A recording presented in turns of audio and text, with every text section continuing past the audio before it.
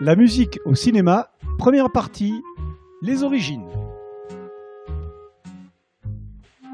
C'est en 1895 que les frères Lumière proposent la première séance publique de l'histoire du cinéma.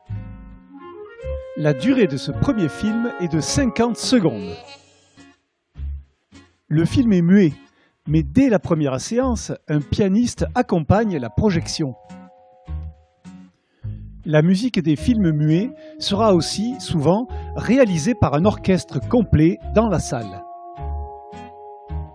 Parfois, les effets sonores sont réalisés par un bruiteur qui est caché derrière l'écran.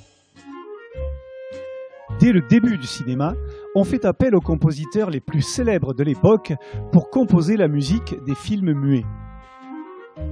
Dans les années 1920, la plupart des salles diffusent une bande-son enregistrée sur un disque.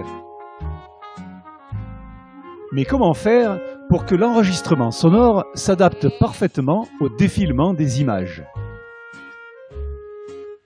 C'est l'invention du son optique imprimé sur la pellicule qui permettra d'obtenir enfin une parfaite synchronisation de la piste audio avec le film. En 1927, le film Le Chanteur de jazz est le premier grand succès public du cinéma sonore.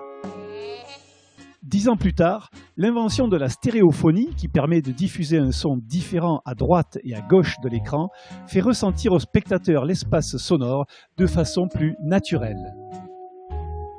Jusque dans ces années-là, les parties musicales alternaient avec les scènes parlées tout au long du film. Mais à partir des années 40, grâce à l'apparition des techniques de mixage, on peut enfin superposer les paroles et la musique. De nombreux compositeurs sont devenus célèbres grâce au cinéma, surtout ceux qui ont travaillé longtemps avec le même réalisateur. Certaines musiques sont restées très célèbres bien longtemps après la sortie du film qu'elles ont accompagné. Mais pourquoi la musique est-elle si importante au cinéma? Et quel est son véritable rôle?